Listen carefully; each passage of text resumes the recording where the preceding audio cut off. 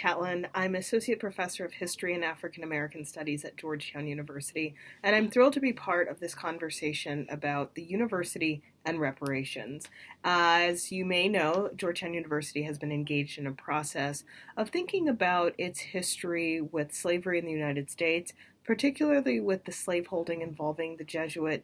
order of Catholic priests who ran the university for most of its history since 1789. And the fact that Catholic slaveholding was so crucial to so many of the colleges and universities that are with us today opens up a critical question not only about history and the university, but about what the university now owes in terms of a debt as a result of its reliance and its support of the system of slavery. At Georgetown, we've entered a conversation, I think, mostly about history. We have yet to really tackle with a robust spirit this question of reparations. But one of the advantages, I think, institutionally, that Georgetown and similarly situated institutions have is a large community of descendants of the people enslaved by the university who are now part of the conversation as to what to do next. I think that the conversation about universities and slavery and reparations opens up some important conversation about the nature of higher education, the nature of institutions, and the ways that we have thought about equity and diversity and inclusion as the route to some type of restorative justice. But I think that the questions that the descendant community has offered, the questions that scholars like Craig Wilder have presented universities is that how do we understand the university as existing beyond its borders as a campus and its responsibilities to the ways that it perpetuates systems of inequality, racism, violence, and exclusion beyond its borders. And so I think that moving forward, as more institutions engage in these history projects, there'll be activists, there'll be descendants, there'll be these forces that are pushing it to be true racial justice projects.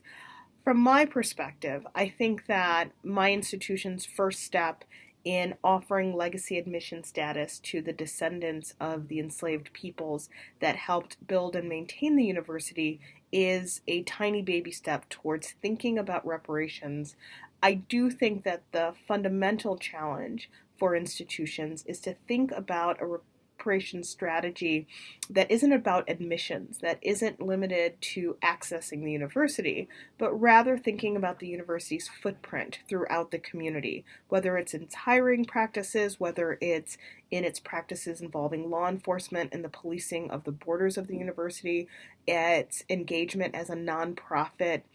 and its lack of tax liabilities in the places where it's rooted. I think that is the way that we move beyond this inclusion metric for reparations to think about true structural change. I hope to see my institution implement a process that allows it to pay reparations not only to the individuals who were impacted by Georgetown and slavery, but the communities that have been particularly oppressed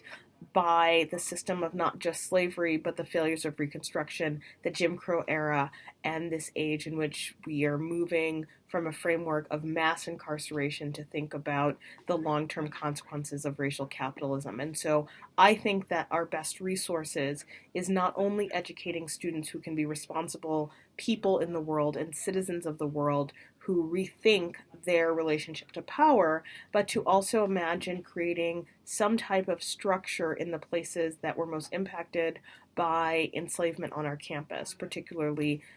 for this case in Louisiana. But I think that we can think about it in terms of the university's global as well as local relationships and how a spirit of reparations can inform that. And so I hope that the resources that are provided by this network of activist scholars can inspire other people who are situated in academia to raise these issues, to rethink institutions. And I think that by